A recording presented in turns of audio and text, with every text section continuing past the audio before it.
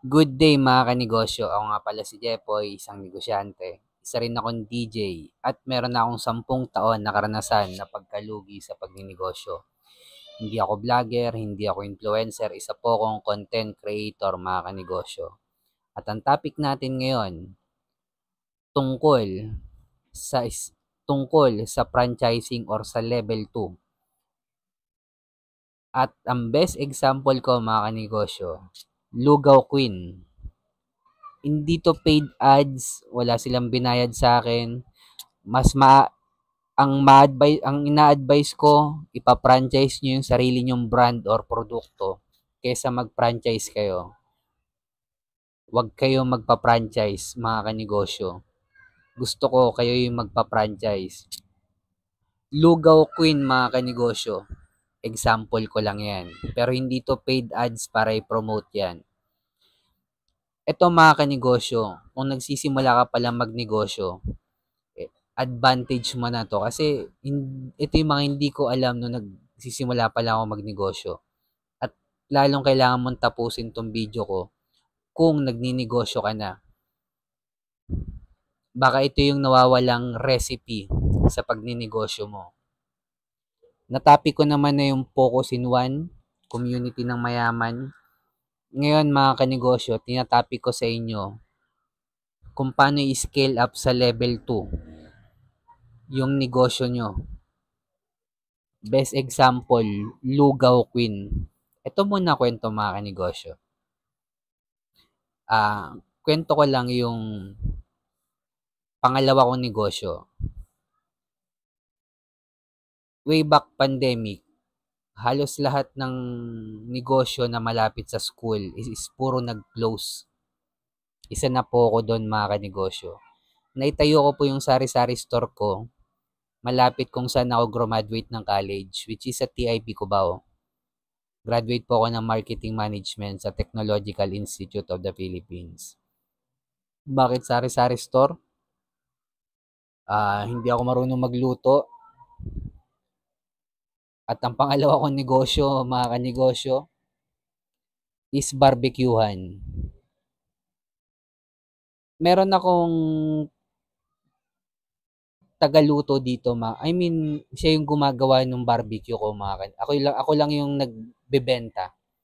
Pero hindi ko pa rin alam kung paano niya tinimplahan yung lasa. Kasi nga hindi ako marunong magluto, mga kanegosyo.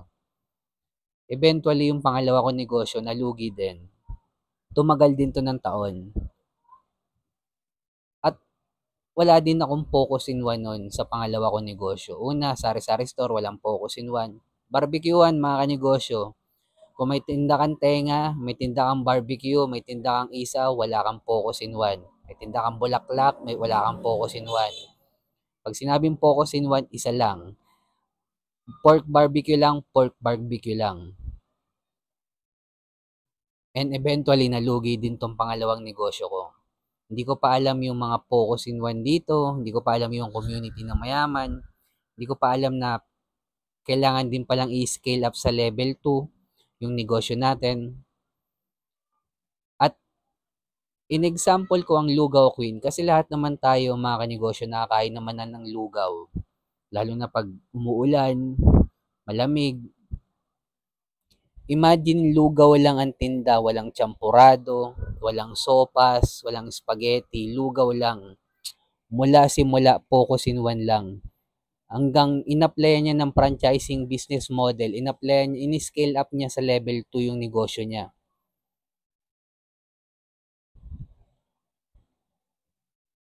Bago mo ma-scale up sa level 2 yan, mga kanegosyo, magbabayad ka muna sa consultancy.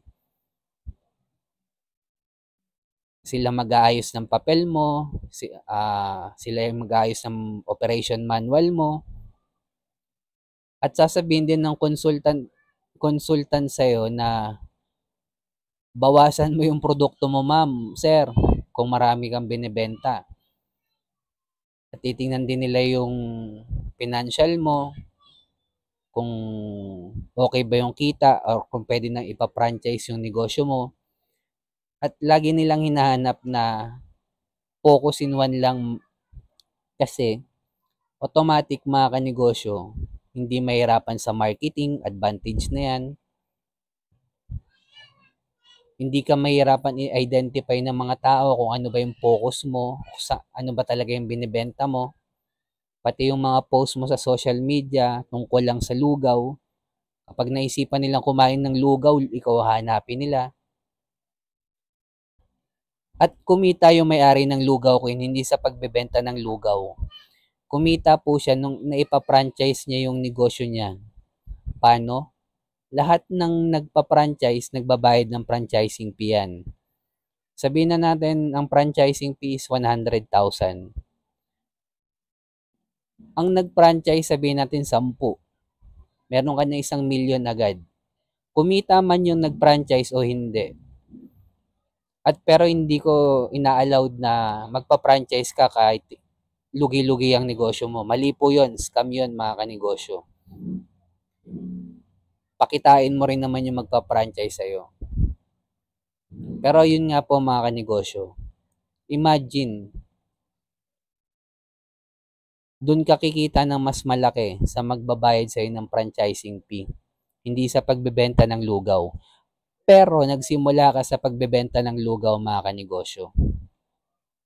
At kung nagsisimula ka palang magnegosyo, mag-focus in one ka, isipin mo kung paano mo may scale up sa level 2, ma-applyan ng franchising business model yan. Kasi doon ka tunay nakikita, mga kanegosyo. At kung bilang negosyante, dumadaan tayo sa pagsubok ngayon, struggle, wag natin kalimutan mag-pray kahit anong religion natin. Ingat tayong lahat, mga kanegosyo. Peace.